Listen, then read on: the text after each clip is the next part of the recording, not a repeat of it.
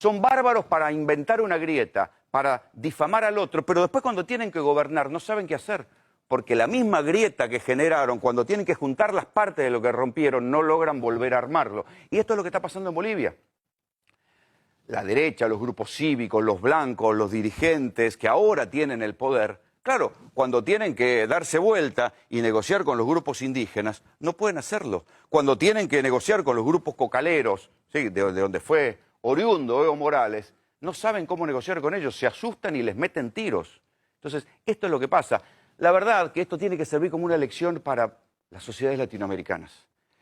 En el horizonte está esta derecha fascista de la Biblia en la mano, que rompen, son bárbaros para mentir, con noticias falsas, con rumores, difamando al que hace algo, al que hace bien su laburo y tiene matices en su pensamiento. A ese lo difaman, lo castigan. A mí, por ejemplo, me pasó que me tuve que ir, entre otras cosas, de Bolivia, no porque temiera al oficialismo, ni a la policía, ni al ejército, porque temía a los fascistas sueltos estos de las redes sociales, que primero te insultan, o como me pasó ayer en el aeropuerto de Santa Cruz, de La Paz, mejor dicho, un tipo me vino a amenazar y me dijo, te voy a ir a buscar a Buenos Aires, te voy a meter un tiro. Así funcionan estos tipos. Son ricos que se creen que porque tienen plata y porque son blancos, tienen la razón y no tienen ningún tipo de matiz ni noción de lo que es la convivencia democrática. Y pueden estar gobernando, pero tienen que respetar al otro. Esperaron el turno de la venganza y ahora quieren atacar y sacar del camino a todo aquel que los contradiga. Dicen que van a dialogar, pero el diálogo es solamente que el otro se siente y les diga que sí. Ese es el diálogo que ellos conciben.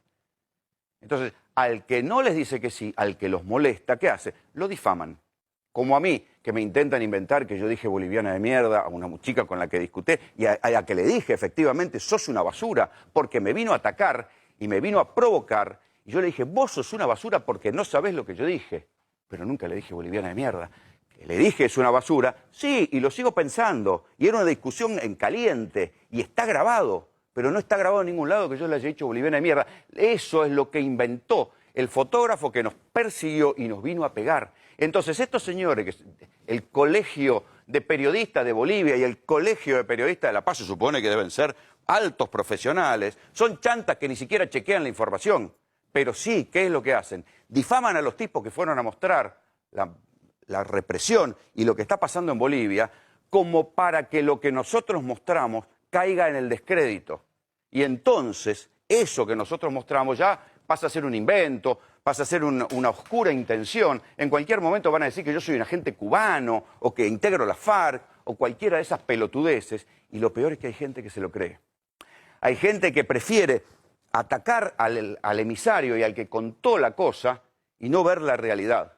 Hasta que un día eso se les cae, y se les cae la máscara, porque los que arrancan como fundamentalistas con la Biblia en la mano, atacando a alguien y desacreditando a alguien, un día se cansaron de atacar a este y van a atacar al otro, y un día empiezan a atacar a los mismos tipos que lo apoyaron. Este es el destino de este tipo de engendro político. Pero atención, hay que seguir de cerca la realidad en América Latina, porque estos tipos, estos fascistas de la Biblia en la mano, están agazapados en vastos sectores de la sociedad. Y un día que llegan, o sea, porque son bárbaros, insisto, para insultar, pero cuando llegan a gobernar, muchachos, agárrense porque vienen a matar gente. Bienvenidos, esto es GPS.